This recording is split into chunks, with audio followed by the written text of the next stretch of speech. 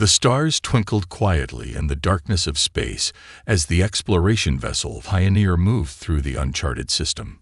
Captain Robert James stood on the bridge, watching the main screen as it displayed data from their latest scan. This was their third week mapping this sector, and so far, they had found nothing but empty planets and space rocks. "Captain, I'm picking up something strange," said Mike from his station at the sensor controls. His fingers moved quickly across the screen as he tried to get a better reading. "It's big, and it's moving fast." Robert walked over to Mike's station and looked at the readings. After 15 years in space, he had learned to trust his crew's instincts. "Can you tell what it is?" "No, sir. It's not matching any known signatures in our database." Mike's voice held a note of worry. "Whatever it is, it's changing course. I think it's heading straight for us." Robert didn't hesitate. "Sound general quarters. Everyone to battle stations." As alarms began to ring throughout the ship, he turned to his communications officer. "Jack, send a message back to Neptune Station. Tell them we've encountered an unknown vessel and are taking precautions." The crew moved with practiced efficiency, even though none of them had seen real combat. Humanity had been alone in space for so long that their weapons were mostly for show, or so they had thought. A massive ship appeared on their main screen. It was sleek and gray, with a design unlike anything human engineers had ever created. Its surface seemed to shimmer and shift, as if the metal itself was alive. "Sir, they're not responding to any of our greeting protocols," Jack reported, his voice tense. "I've tried all standard frequencies and first contact procedures." Robert opened his mouth to give another order, but before he could speak, the alien ship fired. A beam of energy cut through space, missing the Pioneer by mere meters.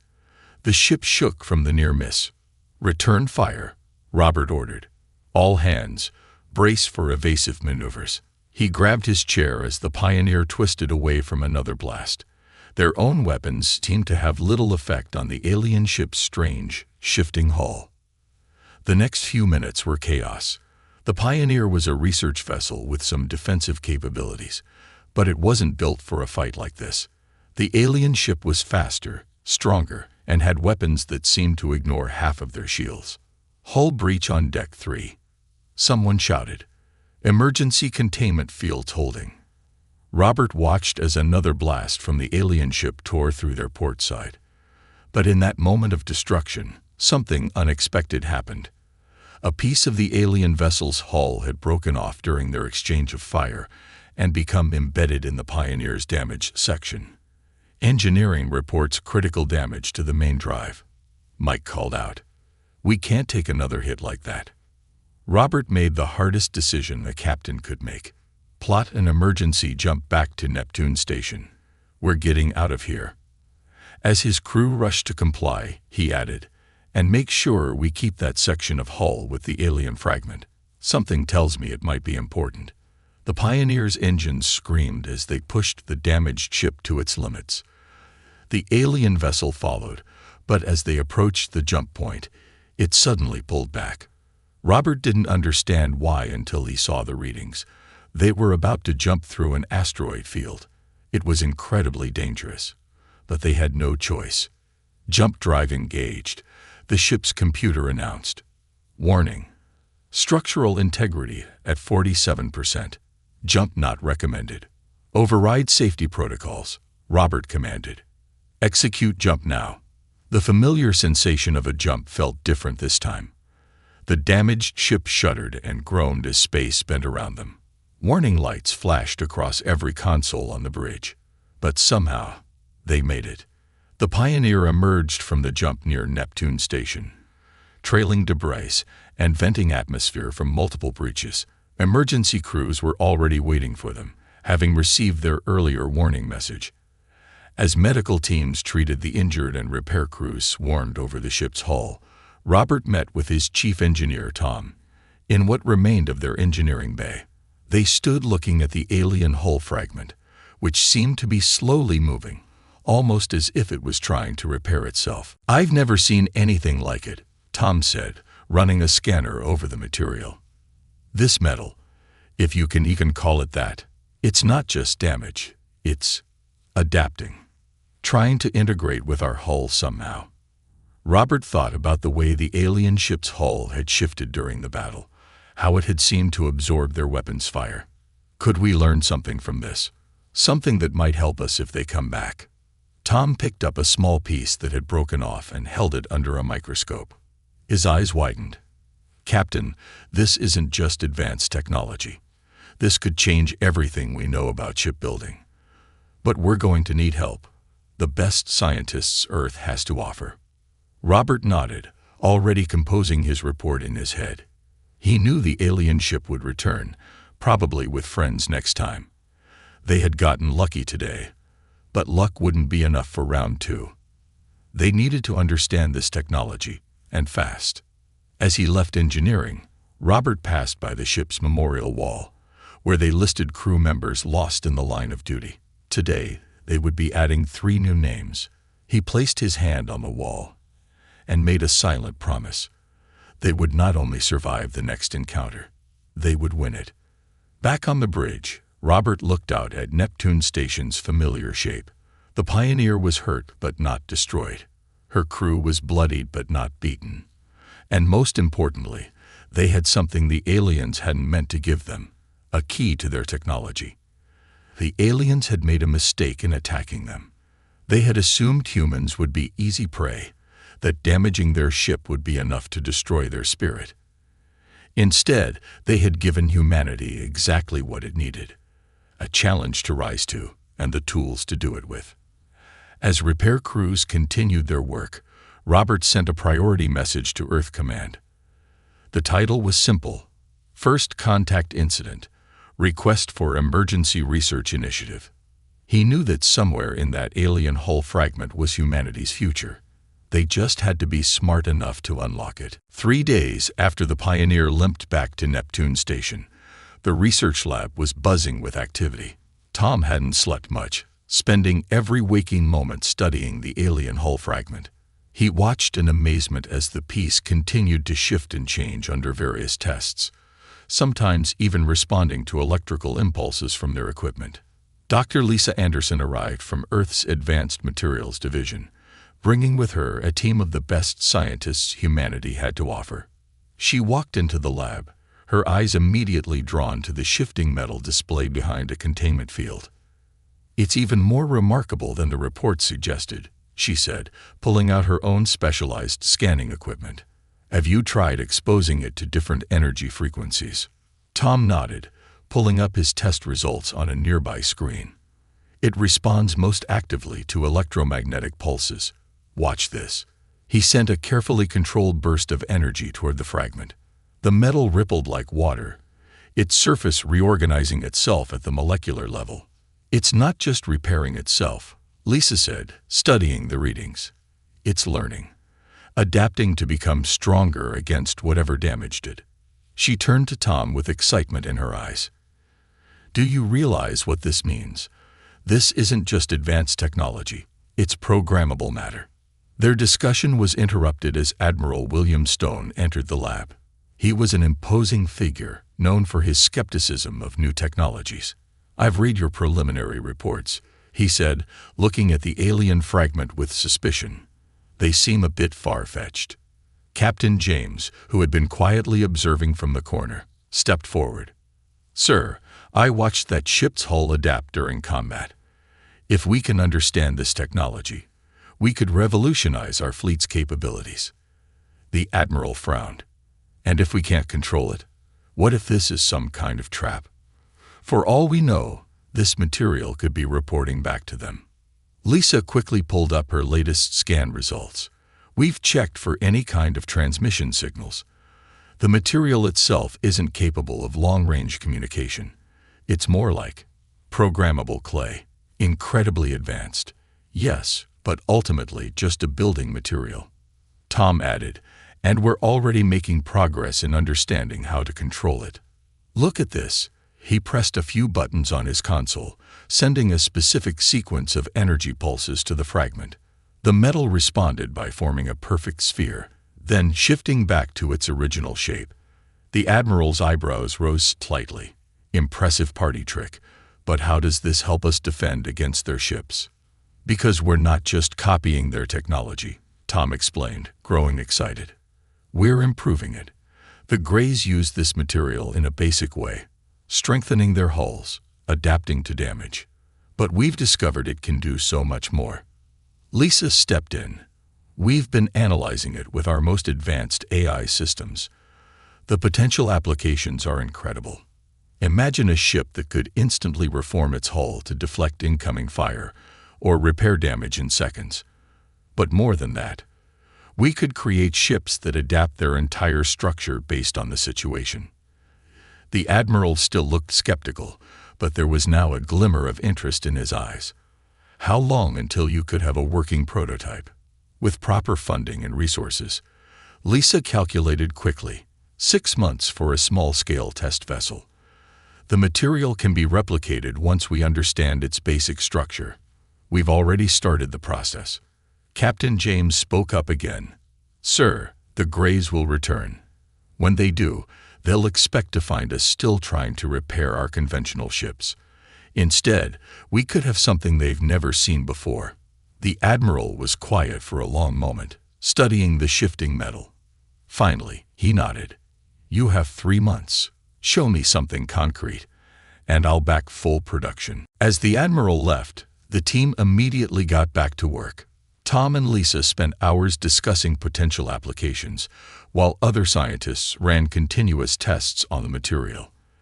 They discovered that the alien metal responded particularly well to human AI systems, almost as if it had been designed for a more advanced control system than the Greys were using.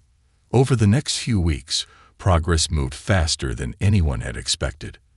They learned that the material could be programmed with basic protocols that would remain active even without constant AI control. They also discovered that it could integrate with traditional human technology, creating hybrid systems that were better than either technology alone. The breakthrough came 1 month into their research. Late one night, Tom was running a routine test when he noticed something unusual. The fragment was responding to their latest AI interface in a way they hadn't seen before. He immediately called Lisa. Look at this, he said, showing her the readings. The AI isn't just controlling the material, it's communicating with it. The molecular structure is reorganizing itself based on the AI's predictions and analysis. Lisa's eyes widened as she understood the implications. It's a true symbiosis. The AI learns from how the material responds, and the material adapts based on what the AI learns. This is beyond anything the Greys demonstrated. They worked through the night, refining the interface.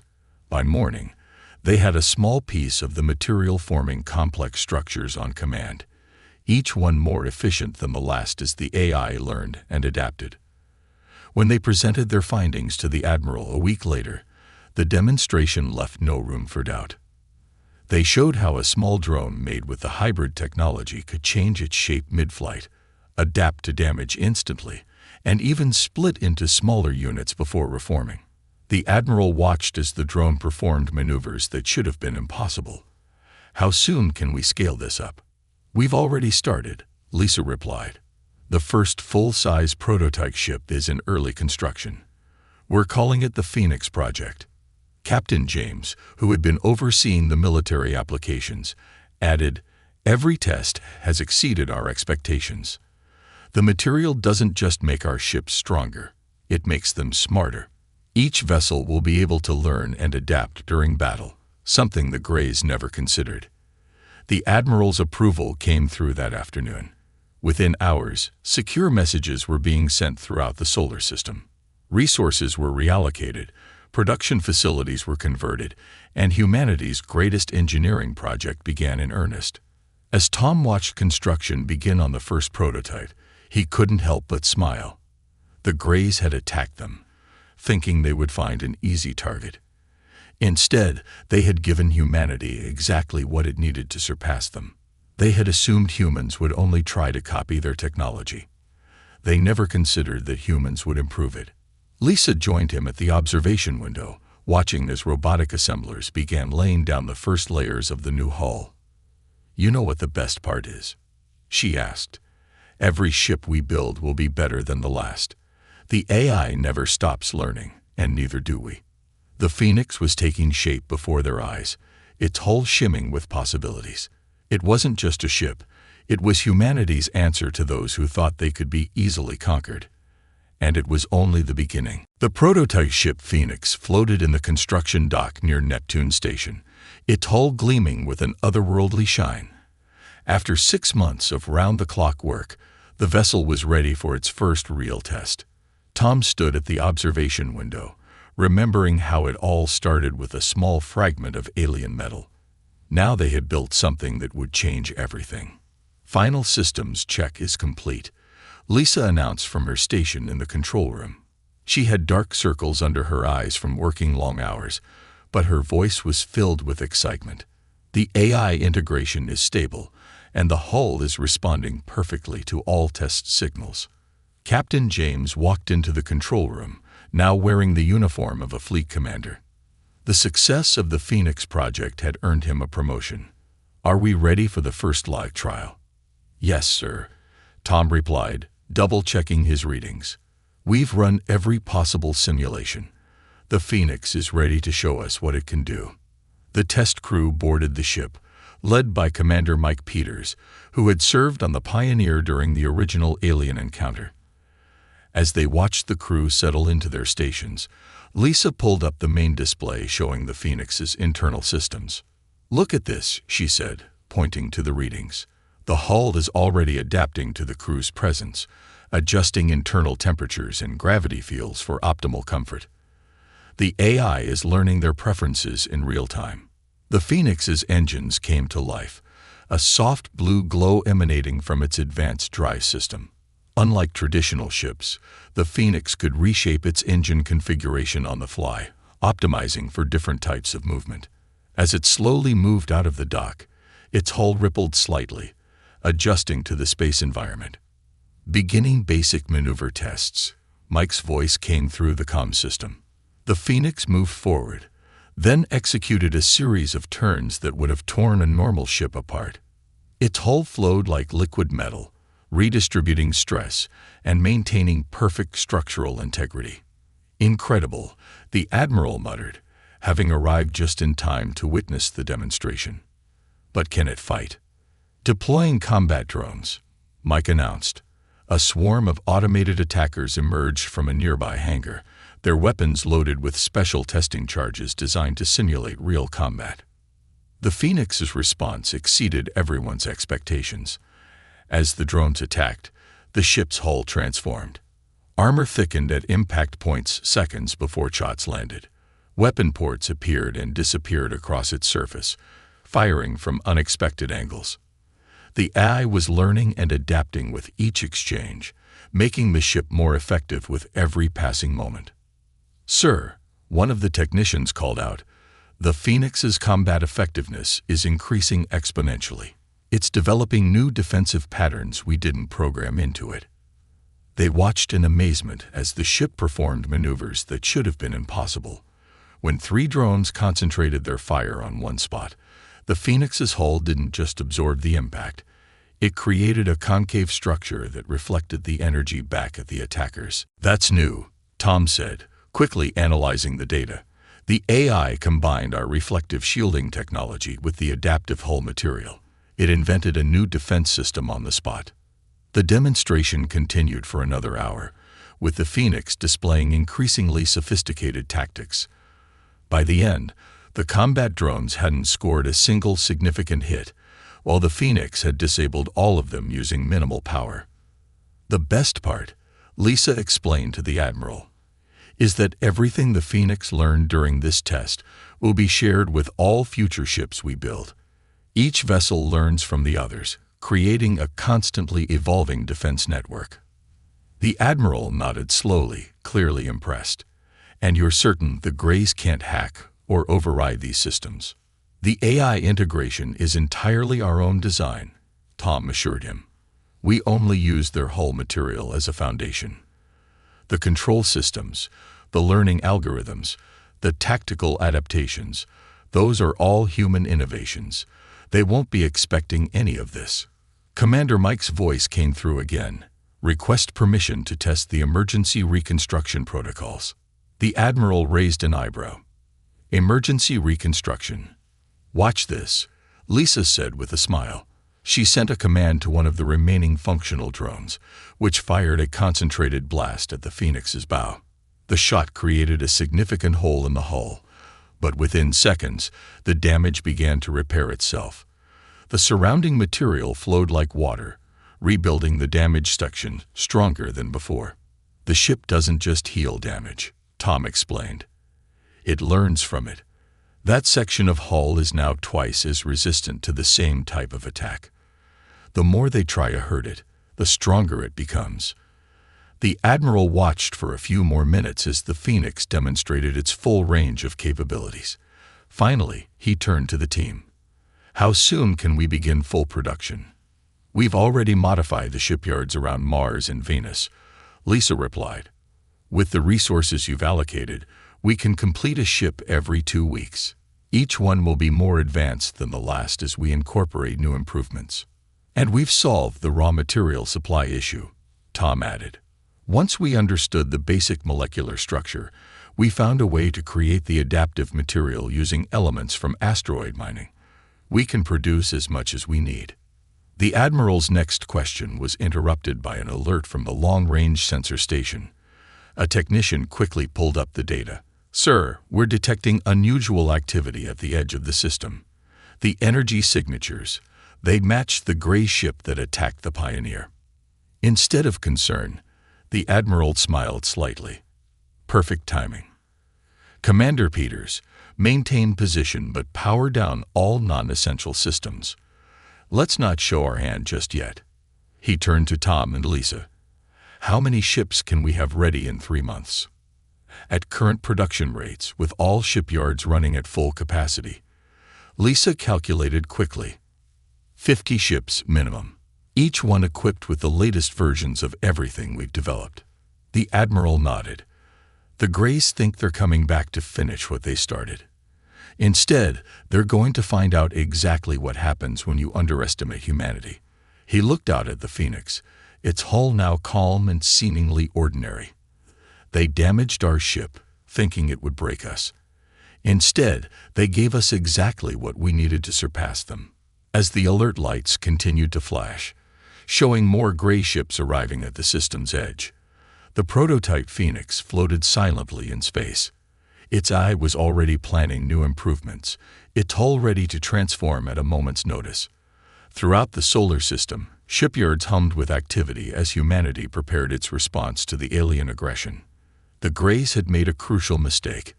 They had assumed humans would be easy prey, that damaging their ship would demoralize them. They never considered that humans would take that damage and turn it into the greatest technological leap in their history. Soon, they would learn the cost of that mistake. The massive shipyards around Mars glowed with constant activity as another Phoenix-class vessel took shape. From his observation post, Tom watched the robotic assemblers work with incredible precision, laying down layer after layer of the adaptive hull material. This was the 30th ship they had built, and each one was better than the last. On the main production floor, Lisa coordinated with teams from across the solar system. The Europa Deep Space specialists had developed new sensor arrays that could detect gray ships from twice the previous range. Mars engineers had refined the propulsion systems, making them even more efficient. Every colony was contributing its unique expertise to the project. Production report just came in from Venus Station, Lisa said, looking up from her datapad. They've completed their 15th ship. That puts us at 45 total, with 5 more under construction. Tom nodded, checking the latest performance data from their completed vessels. And each one is showing better integration rates than we expected. The shared AI network is learning faster than we predicted. The AI network had been Tom's idea, linking all the ships together so they could learn from each other's experiences. When one ship discovered a more efficient way to handle a problem, all the others immediately absorbed that knowledge. It created a constantly evolving fleet that grew smarter by the hour. Long-range sensors are picking up more gray ships gathering at the system's edge. a technician reported. They're being cautious this time, building up their forces before moving in. They think they're being clever, Lisa said with a slight smile. They have no idea we can see them. The new sensor arrays are working perfectly. They're completely invisible to their detection systems. The door opened and Captain James walked in, now wearing the insignia of a fleet admiral. Status report. Everything's on schedule, Tom replied. The last 5 ships will be complete within 2 weeks. All existing vessels are running combat drills with their crews. The admiral nodded, watching as another section of hull was fitted into place on the newest ship. And the special modifications. Ready for testing, Lisa said. She pulled up a detailed schematic on the main screen. We've managed to integrate the cloaking technology from Europa's deep space program with the adaptive hull material. The ships can now literally bend light around themselves, becoming completely invisible. It had been a breakthrough nobody expected. The scientists on Europa, used to hiding research stations from Earth's telescopes, had figured out how to make the adaptive hull manipulate light itself. When combined with their other advances, it gave the human fleet capabilities far beyond what the Greys could imagine. We've also solved the power management issue, Tom added. The new reactor designs from the Mercury solar stations are providing 30% more energy than we initially planned for. The ships can maintain full combat operations longer than any Grey vessel. An alert sounded from one of the monitoring stations. The technician quickly pulled up the data. Sir, we're detecting energy signatures consistent with Grey scout ships. They're probing the outer system. Let them look, the admiral said calmly. All ships maintain emission control protocols. As far as they can tell, we're still trying to rebuild our conventional fleet. The deception had been carefully planned. While the new fleet was being built in secret, they had made sure the Greys could see obvious signs of traditional shipbuilding activity. Old-style ships were moved between stations, creating the impression of a desperate reconstruction effort. Mercury Station reports their last 2 ships are ahead of schedule, Lisa announced. They'll be complete in 10 days instead of 14. Tom walked over to a different display, showing the status of their fighter squadrons. The same adaptive technology that made their capital ships so effective had been miniaturized for smaller craft. Squadrons of advanced fighters were hidden throughout the system, ready to launch at a moment's notice. Sir, the sensor operator called out, the Grey scout ships are approaching Neptune's orbit. They're being very careful to stay outside our conventional detection range. The admiral smiled slightly, and our new sensors are tracking their every move. Keep monitoring them. I want to know the moment they report back to their main fleet. They didn't have to wait long. Within hours, the scout ships began transmitting data back to the Grey fleet gathering at the system's edge. The encoded transmissions were easily intercepted by the new sensor arrays, and human AI systems quickly decoded them. They're reporting exactly what we wanted them to see, Lisa said, reading the decoded message. According to their scouts, we're struggling to rebuild with outdated technology. They think we're vulnerable. The admiral turned to address the entire control room. This is what we've been waiting for. Send the coded alert to all ships and stations. Begin final preparation sequences. When they come in force, we'll be ready. Throughout the solar system, crews began final checks on their vessels. The ship's AIs continued to learn and adapt, preparing for combat scenarios they might face. Every piece of technology had been tested and refined. Every system pushed to its limits and beyond. Message from the Phoenix, a communications officer announced. Commander Peters reports all systems are operating at peak efficiency. Combat AI is showing unprecedented adaptation rates. The Phoenix had exceeded all expectations during its trials. As the first of its kind, it had provided valuable data that improved every ship that followed. Now it would lead the fleet into battle, commanded by the same crew that had survived the original Grey attack. New sensor contacts, the technician reported. The main Grey fleet is moving. Based on their formation and speed, they're preparing for a full-scale assault. Tom and Lisa exchanged looks. Everything they had worked for was about to be tested. Months of research, innovation, and preparation would soon face the ultimate trial. "They think they're coming to finish what they started," the Admiral said, watching the tactical display as it tracked the approaching gray fleet. "Instead, they're about to learn what happens when you give humanity a reason to surpass you." Throughout the shipyards, the last vessels were receiving their final adjustments. Crews moved with quiet efficiency, preparing for the battle to come. The AI network hummed with activity as ships shared data and refined their combat protocols. The Greys were coming, confident in their superiority. They expected to find a weakened human civilization, struggling to recover from their first attack.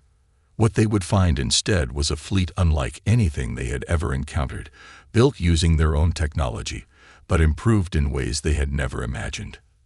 The final countdown had begun. Humanity's response to alien aggression was about to be revealed, and the galaxy would never be the same. The Gray Fleet entered the solar system with overwhelming force. Over 100 warships moved in tight formation, their hulls gleaming in the distant sunlight. Their sensors swept the area, expecting to find a few struggling human vessels. Instead, they found nothing. The space around Mars and Earth appeared empty, showing only civilian ships and stations. In the hidden command center beneath Europa's icy surface, Admiral James watched the tactical display with his senior officers. The Gray Fleet's positions were clearly visible thanks to their advanced sensor network, while the human fleet remained invisible, hidden by their new cloaking technology. "They're moving exactly as predicted," said the tactical officer. "Main force is heading toward Earth, while smaller groups branch toward Mars and Venus." The Admiral nodded. "They think we're hiding. Little do they know, we're right in front of them." He turned to the communication station. "Send the signal. Operation Phoenix is now active." Throughout the solar system, 50 advanced ships powered up their systems. Each vessel had been strategically positioned along the Gray Fleet's expected approach paths. The Phoenix, commanded by Mike Peters, led the largest group positioned between the Greys and Earth. "All ships reporting ready," Lisa announced from her station monitoring the fleet's AI network. "Combat systems online. Adaptive protocols active." Tom stood beside her, watching the readiness indicators turn green across the board. The shared AI network is fully synchronized. All ships are receiving real-time updates and adapting their systems accordingly. The Admiral took a deep breath. Begin Phase 1. Across the void of space, 20 human ships simultaneously dropped their cloaking fields. They appeared without warning in the midst of the Gray formation, causing immediate confusion among the alien vessels. Before the Greys could properly react, the human ships opened fire. The battle began with a display of technology that left the Greys reeling. Human weapons cut through space with precision, targeting the weak points in Gray ships that their shared AI had identified. The Phoenix led the attack, its hull constantly shifting to optimize its weapon positions and defensive capabilities. Gray ships are attempting to coordinate a response, the tactical officer reported. "They're trying to surround our vessels." "Exactly as expected," the Admiral said. "Execute Phase 2. Another 15 ships decloaked behind the Gray Fleet, cutting off their retreat and forcing them to split their attention. The human vessels moved with incredible coordination, their shared AI allowing them to function as a single organism rather than individual ships. From his command chair on the Phoenix, Mike watched as a Gray cruiser fired directly at his ship. Instead of taking evasive action, he gave a different order: activate reflective configuration. The Phoenix's hull rippled, transforming into the concave pattern they had discovered during testing. The incoming energy blast hit the reconfigured hull and bounced back toward the Gray ship, striking it with its own weapon fire. The alien vessel's shields failed immediately, and its hull cracked under the impact. Similar scenes played out across the battlefield as human ships demonstrated capabilities the Greys had never seen before. When the aliens adjusted their tactics, the human fleet adapted faster, their AI network constantly learning and evolving. Gray flagship is attempting to coordinate a new attack pattern, the tactical officer announced. "They're trying to find a weakness in our adaptive systems." The Admiral smiled slightly. Time for Phase 3. Let's show them what true adaptation looks like. The final 15 human ships decloaked, completing the trap. But instead of attacking immediately, these vessels began a remarkable transformation. Their hulls shifted dramatically, changing their entire configuration. Some became smaller, faster attack craft, while others expanded into larger weapons platforms. The gray sensors couldn't keep up with the changes, unable to lock onto targets that constantly redefine themselves. On the Phoenix, Mike received a priority alert from the AI network. "Sir, the Gray flagship is attempting to transmit new control codes to their fleet. They're trying to update their combat protocols." "Perfect," Mike replied. "Activate signal intercept." This had been one of their most closely guarded innovations. Using the adaptive technology and advanced AI systems, human ships could now intercept and analyze enemy communications in real time. As the Gray flagship transmitted its new battle plans, human vessels were already adapting to counter them before they could be implemented. The battle shifted dramatically as the Gray fleet fell into disarray. Their coordinated attack patterns broke down as human ships countered each move before it fully developed. The Phoenix led a direct assault on the Gray flagship, its weapons finding gaps in the alien vessel's defenses with uncanny precision. In the Europa Command Center, Lisa watched the battle unfold with growing excitement. The adaptive learning curve is exceeding all projections. Our ships are developing new combat techniques on the fly. Tom pointed to a particular section of data streaming in. "Look at how they're sharing tactical data. When one ship discovers an effective approach, all others immediately incorporate it. They're evolving faster than the Grays can respond." On the main display, they watched as the Phoenix executed a maneuver that should have been impossible. The ship split into 3 separate sections, each acting independently to attack the Gray flagship from different angles. Then, after causing significant damage, the sections rejoined seamlessly into a single vessel. "That wasn't in any of our combat protocols," Tom said in amazement. The AI developed that tactic on its own. The Gray fleet began to break formation, individual ships attempting to retreat as they realized the battle was lost. But the human fleet had anticipated this as well. Smaller vessels that had transformed into pursuit craft quickly moved to cut off their escape routes. Gray flagship is sending out a broad distress signal. The communications officer reported.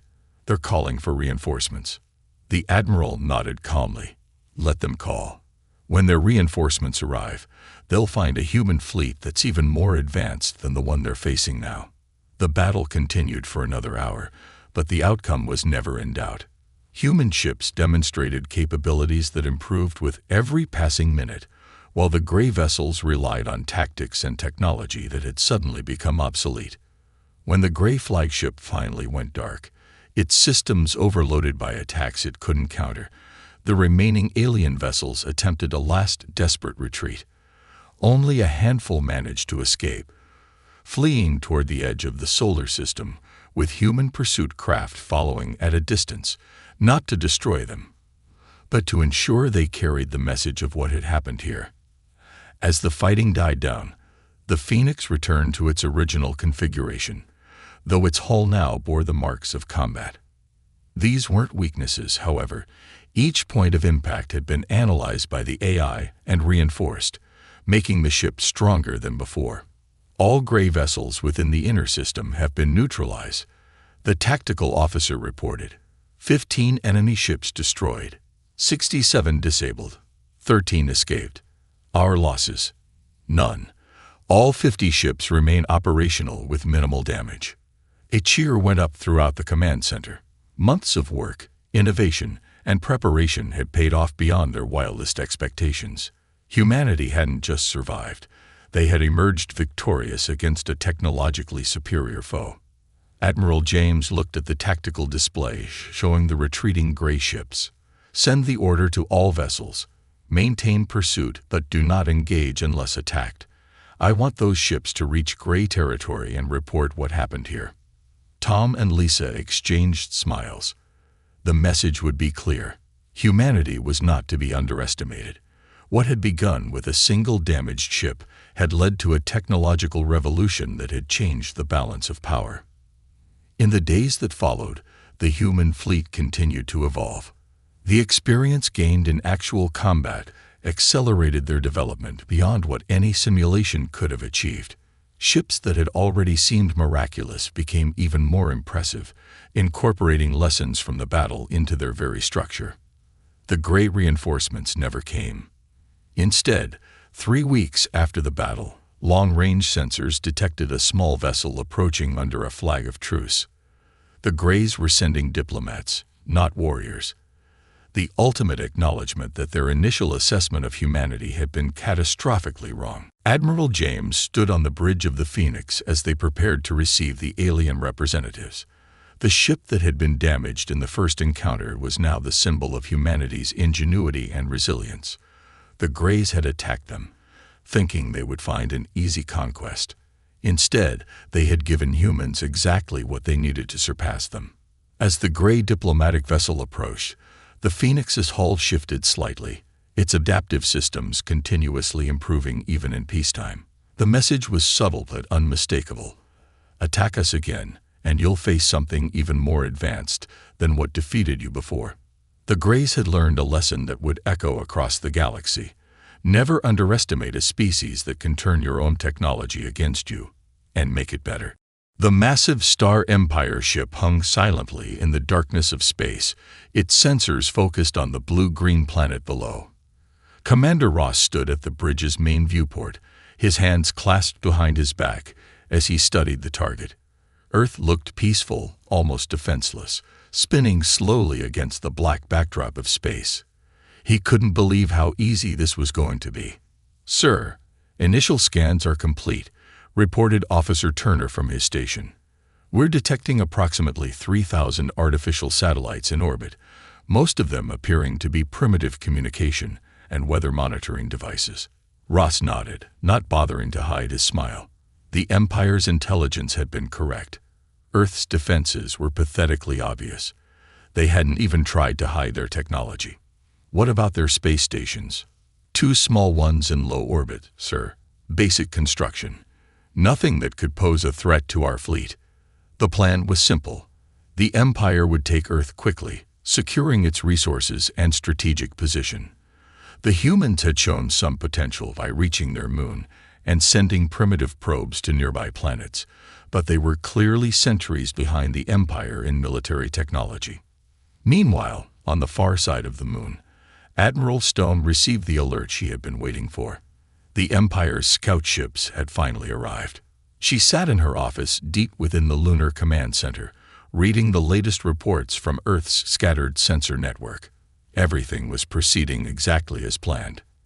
"Admiral," Lieutenant Wells called from his communication station, "we're picking up their scan patterns. They're falling for it. The dummy satellites are drawing most of their attention." Stone allowed herself a small smile. For decades, Earth had maintained its appearance of technological innocence. Every satellite they launched was deliberately designed to look primitive.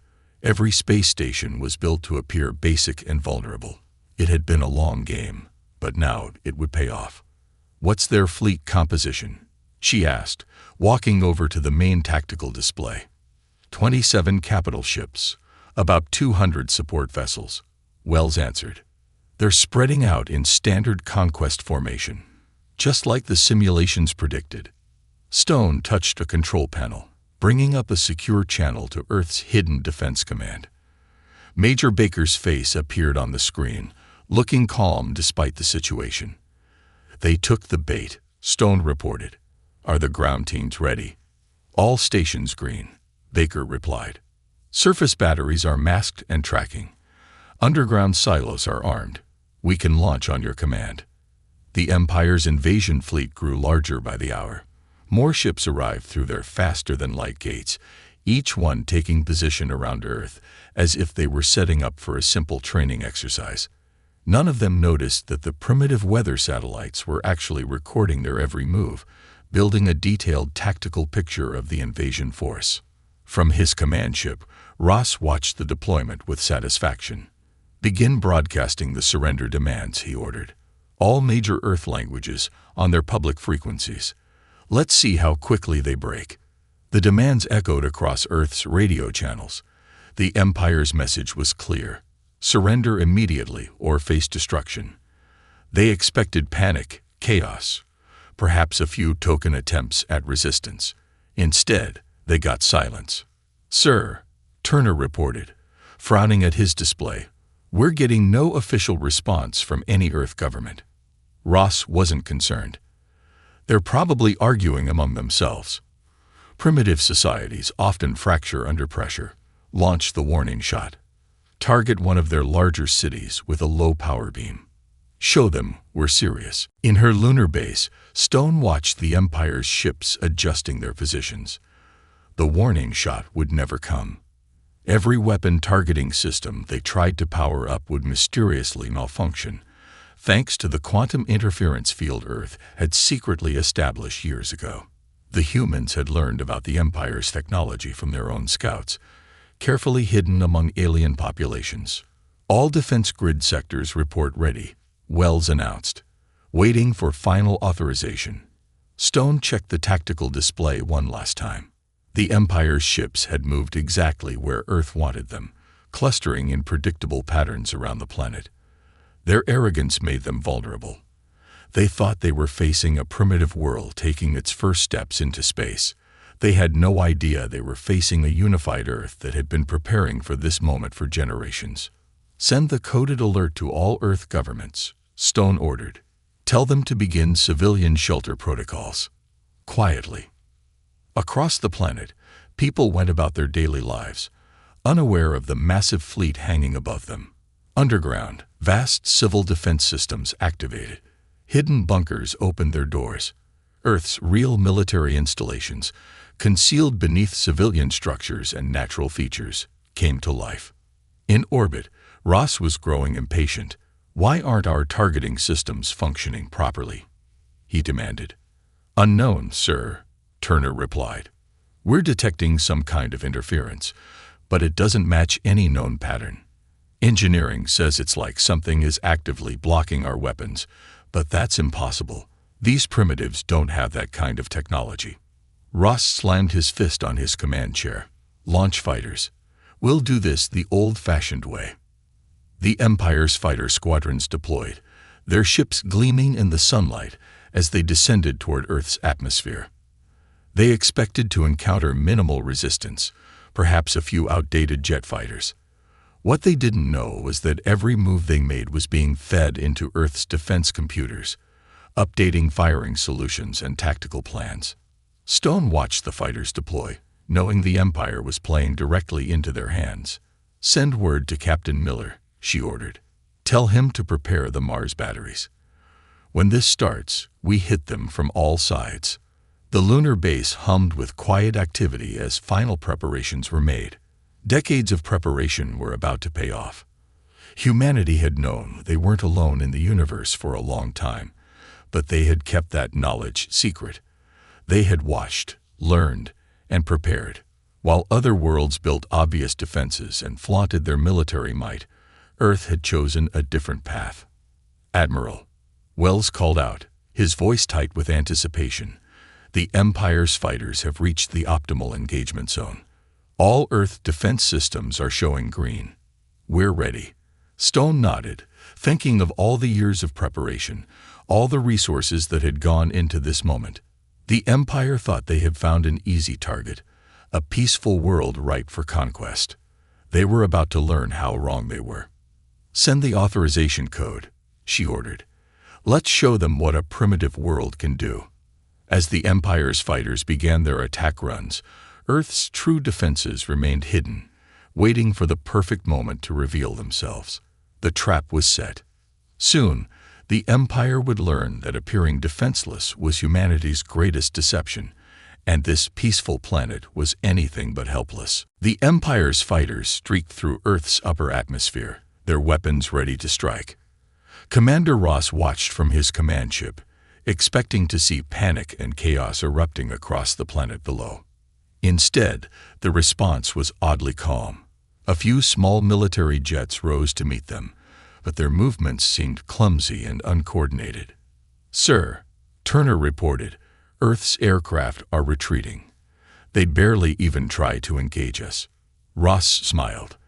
This was exactly what he had expected from such a primitive world. "Begin the second wave. Target their major military installations." He paused, then added, "The ones we can see, anyway." These humans aren't exactly subtle with their bases.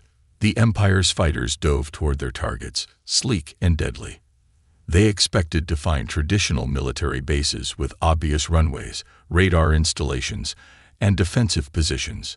What they found instead were mostly empty buildings and outdated equipment.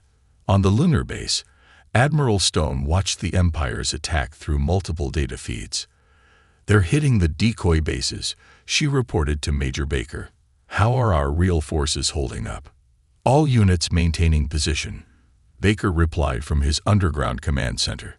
"The Empire's scans still haven't detected any of our actual installations. The shielding is working perfectly." The Empire's initial strikes created impressive explosions, destroying what appeared to be key military targets. Ross watched with satisfaction as his fighters reported success after success, but something was bothering him. The humans weren't responding the way conquered species usually did. There were no mass panics, no desperate counterattacks, no emergency broadcasts begging for mercy. "Status report on Earth's communications," he ordered. Turner checked his readings. "Still mostly normal, sir. They've switched some channels to emergency broadcasts, but it's all very organized. Almost like they were expecting this." Ross frowned. In his 20 years of conquest, he had never seen a population this calm under attack. "Launch the ground troops," he ordered. "Let's see how they handle actual invasion forces." The Empire's transport ships began their descent, carrying thousands of soldiers in full battle armor. They targeted major cities, ready to establish control points and begin the real conquest of Earth. As they descended, small groups of human military forces appeared to be evacuating civilians in an orderly fashion. Deep beneath the Pacific Ocean, Lieutenant Wells monitored the invasion from a hidden command center. "Admiral," he reported to Stone, "the Empire is deploying ground forces. They're following standard invasion protocols, just like our intelligence suggested they would." Stone nodded. The Empire's predictability was their greatest weakness. "Are they hitting the designated zones?" "Yes, Mom. They're landing exactly where we want them." The first wave of Empire troops landed in what they thought were strategic locations around the globe. They expected resistance, but found mostly empty streets and closed buildings. The few humans they encountered offered no resistance, quickly retreating into underground shelters. Ross watched the ground operation feeds with growing unease. "Something's wrong," he muttered. "This is too easy." Where are their main forces? In Washington, D.C., an Empire commander named Peters led his troops through the empty streets. Their sensors showed humans gathered in underground shelters, but no significant military presence. They'd reached the White House without facing any resistance. "Command, this is Ground Force 1, Peters reported. "We've secured the human leadership building, but it's empty. No signs of struggle, no destroyed documents. Nothing. It's like they cleared out days ago." Similar reports came in from other major cities around the world. The Empire's forces found themselves capturing empty buildings and deserted government centers. Everything of real value, people, data, resources, had been quietly moved long before they arrived. In her lunar command center, Stone received the reports with grim satisfaction. "They've committed almost 60% of their ground forces," she noted. "Are the underground systems ready?" "Yes, Admiral," Baker replied. "The moment you give the word, we can seal off every landing zone. The Empire's troops won't know what hit them." Ross paced on his command ship, the feeling of unease growing stronger. "Launch our second wave of ground forces," he ordered, "and get me a deep scan of those urban centers. There has to be something we're missing." The Empire's sensors probed deeper into Earth's cities, but the quantum interference field continued to hide humanity's true defenses. What looked like simple subway tunnels and underground shelters were actually vast military complexes, waiting for the right moment to strike. "Sir," Turner called out, his voice tense, "we're detecting some unusual energy readings from the planet's polar regions." "What kind of readings?" Ross demanded. "Unknown, sir. They're like nothing in our database. And they're growing stronger." In the lunar base, Stone received the alert she had been waiting for. The Empire had finally noticed Earth's power buildup, but it was too late. Their ground forces were committed, their ships were in position, and they had no idea they were standing on top of the largest trap ever created. "Send the signal to all Earth defense forces," she ordered. "Commence Operation Payback." Across the planet, hidden doors began to open. What the Empire thought were simple civilian bunkers revealed themselves to be military strongholds. The primitive satellites in orbit suddenly began moving in perfect coordination, and deep beneath the ice of Antarctica and the Arctic, massive energy weapons powered up. Ross watched in growing horror as his tactical display lit up with thousands of new contacts. The empty cities were coming alive with military activity. The retreating human forces had been leading his troops into prepared kill zones, and the orbital space that his fleet had so confidently occupied was now filled with previously invisible defense platforms. "All ships, battle stations," he shouted, but he already knew it was too late. The Empire's mighty invasion force had walked right into humanity's trap, and they were about to learn the cost of underestimating Earth. In Washington, D.C., Commander Peters and his troops watched in shock as the streets around them began to transform. Panels slid open in buildings and roads, revealing advanced weapon systems. The empty subway tunnels echoed with the sound of approaching vehicles. And above them, the sky filled with aircraft that had seemed to appear from nowhere. "Command, we need immediate evacuation," Peters shouted into his comm unit. The humans, they were ready for us. They were ready all along. Stone stood in her command center, watching as humanity's true defensive capabilities revealed themselves. Years of preparation, misdirection, and patience were about to pay off. The Empire had thought they were conquering a primitive world. Instead, they had walked into the most elaborate ambush in human history. "All units," she broadcast on the command frequency, "you have authorization to engage. Show them what Earth can really do." The world erupted into action. Hidden doors in mountains slid open, revealing massive energy weapons. The seas churned as underwater bases activated. Earth's trap was springing shut, and the Empire's forces were caught in the middle of it all. Commander Ross stared in disbelief as his tactical display lit up with thousands of new threats. The primitive satellites they had dismissed were transforming, unfolding like metal flowers to reveal advanced weapon systems.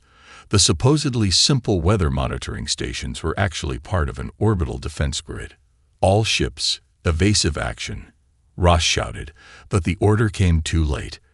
The defense grid powered up, creating a web of energy that trapped the Empire's vessels in place. Their engines strained against the invisible force, but they couldn't break free. In the Lunar Command Center, Admiral Stone watched the energy grid activate. "Status report," she ordered. "Energy web at full power," Lieutenant Wells replied. "Empire ships are contained. Their engines are active, but they're not going anywhere." Stone nodded and opened a channel to Mars. "Captain Miller, are your batteries ready?" "Ready and aimed," Miller responded from his hidden base beneath the red planet's surface.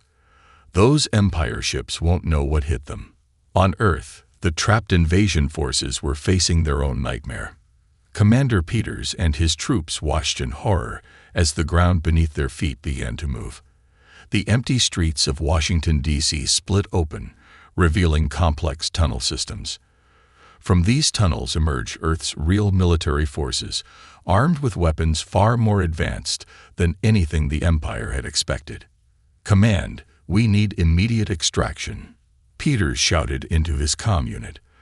The sound of energy weapons filled the air as Earth's forces opened fire. His troops scrambled for cover, but there was nowhere to hide. Every building, every street corner, had been designed as part of Earth's defense plan. Ross tried desperately to regain control of the situation. "Launch all remaining fighters," he ordered. "Target those defense platforms." The Empire's fighters roared out of their carrier ships, weapons blazing. But Earth was ready for this too. The seemingly primitive weather satellites suddenly released swarms of small, agile drones. These machines moved with impossible speed, intercepting the Empire's fighters before they could reach their targets. "Sir," Turner reported, his voice shaking, "we're detecting massive energy buildups from Mars and the Moon. They're not just defending from Earth. They've got us surrounded." In her lunar base, Stone gave the order they had waited years to give. "All planetary defense systems, you have permission to fire. Show them what humanity can really do." The surface of Mars lit up as hidden silos opened, launching salvos of advanced missiles. The Moon's craters revealed energy cannon arrays, their beams cutting through space toward the trapped Empire fleet. And from Earth, thousands of defense systems activated simultaneously, unleashing a storm of weapons that the Empire had never seen before. "Impossible," Ross shouted as his ships began taking hits. "Their technology, it's more advanced than ours." The Empire's shields, designed to stop known weapons, proved useless against Earth's defenses. Humanity had studied the Empire's technology for years, developing countermeasures for every system they had. On the ground, Earth's forces moved with practiced precision. They had trained for this moment in hidden facilities, using knowledge gained from years of secretly studying the Empire's tactics. Peters and his invasion forces found themselves outmaneuvered at every turn. The humans weren't just fighting back. They were executing a carefully planned extermination. "Admiral," Wells reported from his station, "the Empire's ground forces are in full retreat. They're trying to reach their transport ships, but our surface-to-space weapons are preventing any takeoffs." Stone allowed herself a small smile. "Keep them pinned down. Let them see exactly what they've walked into." In orbit, the Empire's mighty fleet was being torn apart. The energy web held them in place while weapons fired from 3 different planets hammered their defenses.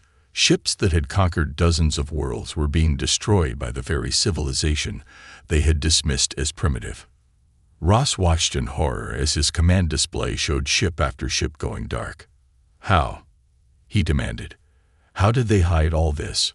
"Our scans showed nothing." The answer came from Earth's combined military command, broadcasting on all Empire frequencies. The message was clear and devastating. "For decades, we watched you conquer peaceful worlds. We studied your tactics, your technology, your weaknesses. Everything you saw, everything you scanned, was what we wanted you to see. Earth wasn't defenseless. We were waiting." In Washington, D.C., Peters and his surviving troops had been forced into surrender. As Earth's soldiers approached, their advanced armor making the Empire's equipment look primitive, Peters finally understood. They hadn't invaded a weak world. They had walked into the galaxy's most elaborate trap. Stone stood in her command center, watching as humanity's years of preparation paid off. The Empire's fleet was in ruins, their ground forces captured or destroyed. Earth's defensive systems had performed even better than their simulations had predicted. "Send word to all commands," she ordered. "Begin Phase 2. Show them exactly what else we've been hiding." Across the solar system, even more hidden bases began to reveal themselves. Facilities in the asteroid belt, weapons platforms disguised as space debris, and defense systems hidden in the atmospheres of gas giants all activated. The Empire hadn't just underestimated Earth, they had failed to comprehend the full scale of humanity's preparation. Ross slumped in his command chair as his mighty invasion fleet died around him. The humans hadn't just beaten them, they had revolutionized planetary defense. Every primitive feature of Earth had been part of an elaborate deception.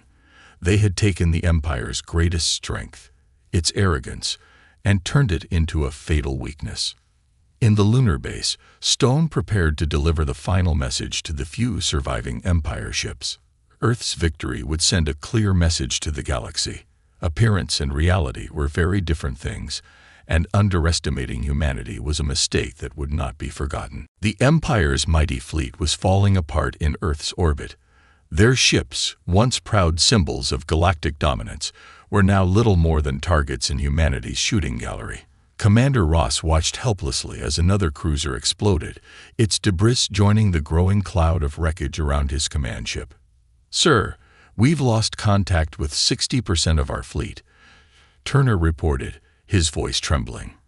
"The human weapons, they're not just advanced, they're specifically designed to counter our defenses." Ross slammed his fist on his command console. "Order all surviving ships to concentrate their fire on the lunar base. If we can take out their command center." He never finished the sentence. The lunar surface suddenly rippled like water, revealing massive cannon arrays hidden beneath a holographic camouflage system. Beams of concentrated energy lanced out, cutting through the Empire's strongest shields like they were made of paper. In the lunar command center, Admiral Stone watched the battle with cold satisfaction. "Status of the Mars batteries?" she asked. "Captain Miller reports all systems performing above expected parameters," Wells answered. "The Empire's ships are trapped between our crossfire. They've lost their ability to coordinate their defense." On Earth, the ground battle had turned into a complete rout. Commander Peters and his surviving troops had been herded into containment zones by Earth's forces. The humans' advanced battle suits made the Empire's armor look like children's toys. Every piece of technology the humans revealed was decades ahead of what the Empire possessed. "This is Ground Force 7, a panicked voice crackled over the Empire's command frequency. "They're everywhere. The buildings, the roads, even the trees, they're all part of their weapon systems." Stone smiled at the chaos in the enemy communications. Earth's defense systems had been built into the very infrastructure of their cities. What looked like ordinary streetlights were actually energy weapon mounts. Park benches concealed shield generators. Even the trees in some areas were advanced sensor arrays disguised with living plant tissue. "Launch the hunter-seekers," Stone ordered. "Let's show them what else we've been hiding." From hidden silos across Earth, thousands of small dart-like vessels emerged. These autonomous weapons had been specifically programmed with the Empire's tactical patterns. They swarmed through space, targeting the weak points in enemy ship designs that Earth had spent years studying. Ross watched in horror as the hunter-seekers tore through his remaining ships. "How did they know?" he whispered. "How did they know exactly where to hit us?" The answer came in the form of a transmission from Earth's command. Major Baker's voice was calm and professional. "Did you really think those civilian ships you encountered over the years were just traders and explorers? We've been studying you for decades. Every weakness, every flaw in your designs. We know them all." In Washington, D.C., Peters and his troops had been completely surrounded. The ground beneath their feet suddenly transformed, revealing it was actually a massive detention system. Energy fields sprang up, creating containment cells that their weapons couldn't penetrate.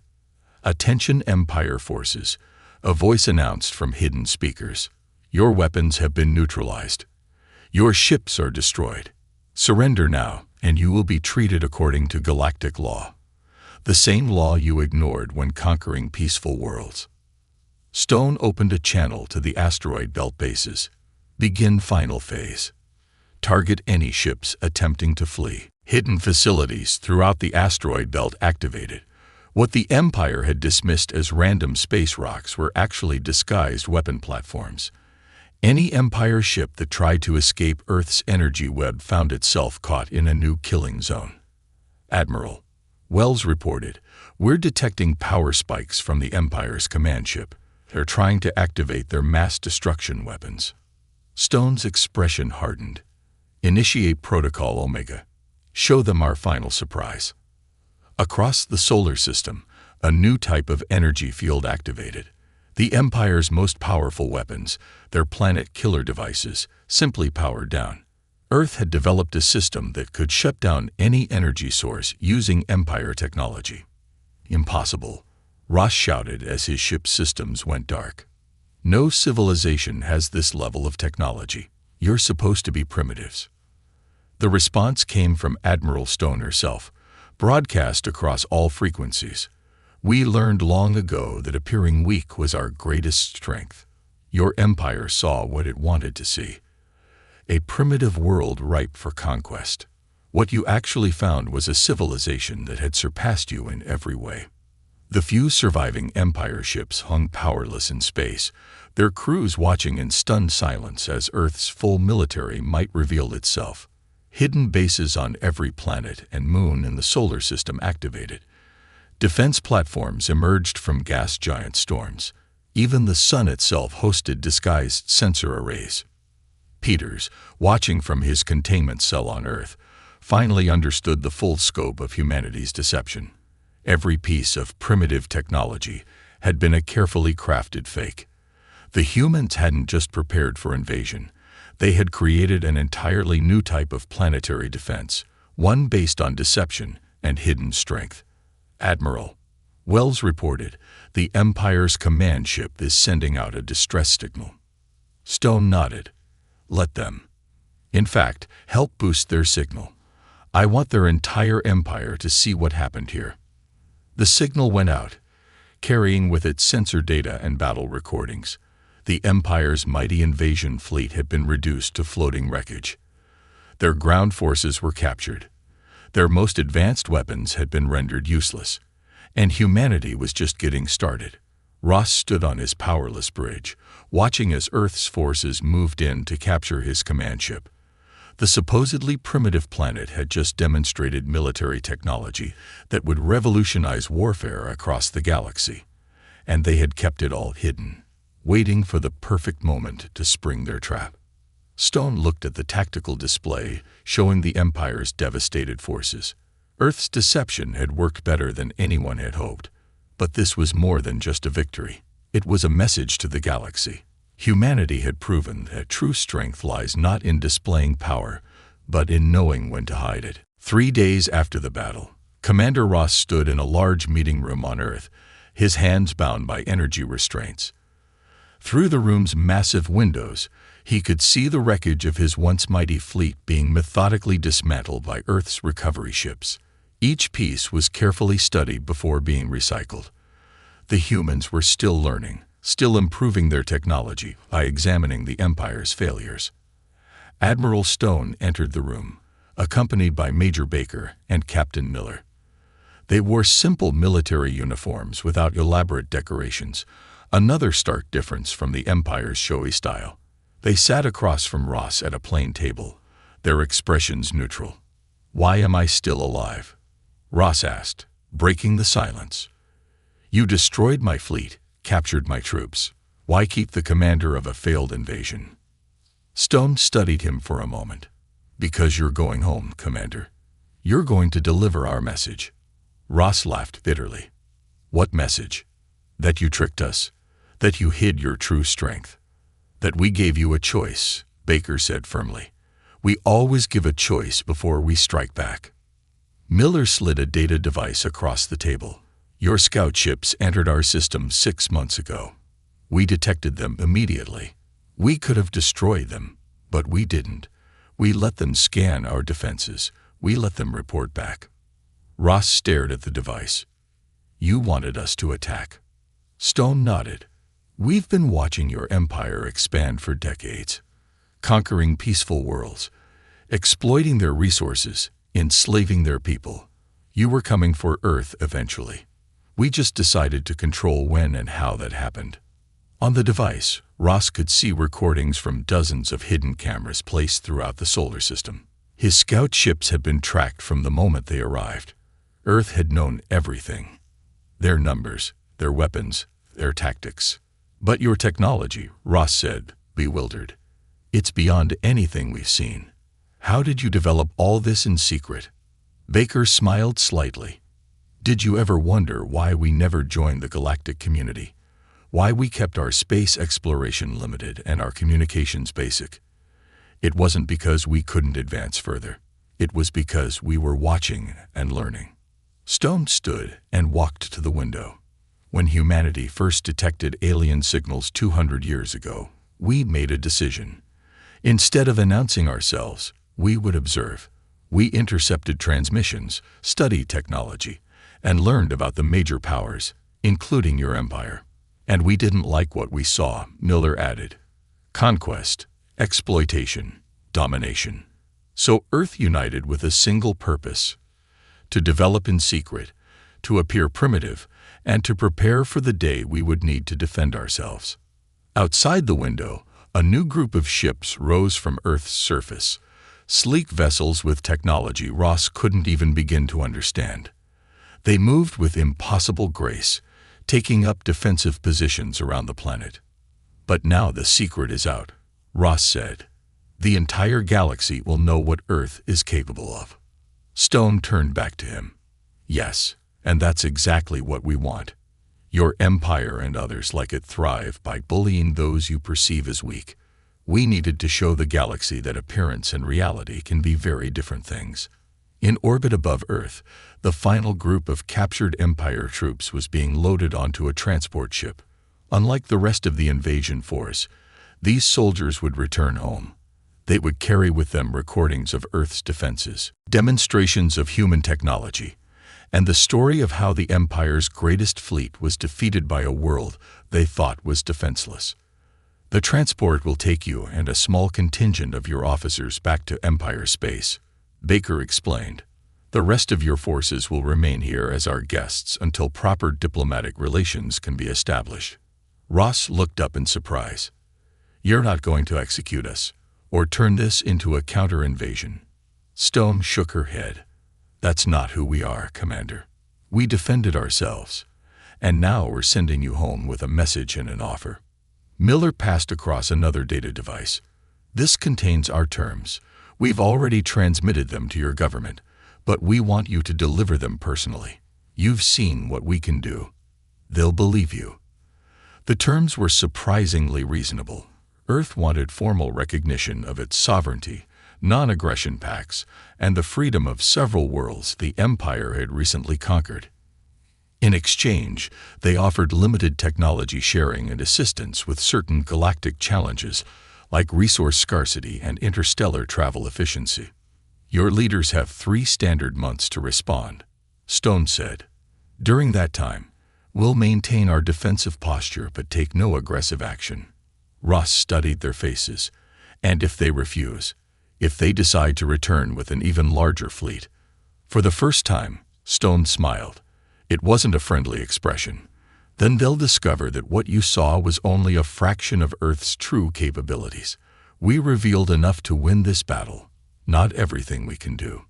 In the Lunar Command Center, Lieutenant Wells was monitoring transmissions from across the galaxy. News of Earth's victory was spreading fast. Already, representatives from 3 different galactic alliances had sent messages requesting diplomatic contact. The balance of power was shifting. The transport ship is ready, Admiral, Wells reported as Stone returned to the command center. Good, she replied. Begin Phase 5. It's time to bring our other ships home. Ross, now aboard the transport with his surviving officers, watched in shock as new vessels appeared near Jupiter. These weren't Earth defense ships. They were deep space vessels, returning from missions to distant stars. Humanity hadn't just been hiding their technology. They'd been exploring the galaxy in secret for decades. We tracked 43 habitable worlds beyond Empire space, Baker told him before he boarded the transport. We've established peaceful contact with 18 non-Empire civilizations. You weren't containing us, Commander. We were containing you. As the transport cleared the solar system, Ross took one last look at Earth.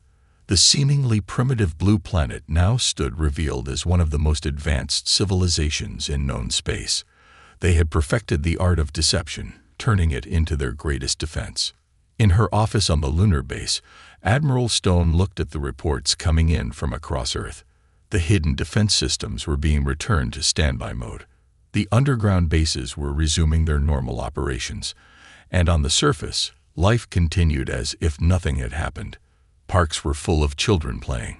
Cities buzzed with activity. The people of Earth had faced a galactic invasion, and most had gone about their day normally. "Any final thoughts, Admiral?" Miller asked as they prepared to return to Mars. Stone looked at the starfield visible through her window. "The Empire thought Earth was defenseless until we fired back. Let's make sure the rest of the galaxy understands the lesson. Never judge a civilization by what it chooses to reveal." Across the stars, the Empire's leaders received the first distress signals. Their invincible fleet had been destroyed, their ground forces captured, and a supposedly primitive world had revealed itself to be a technological powerhouse. The message attached to these signals was simple but clear. Earth was open to friendship or prepared for war. The choice was theirs. The Empire had thought Earth was defenseless until it fired back. Now they, and the rest of the galaxy, would never make that mistake again.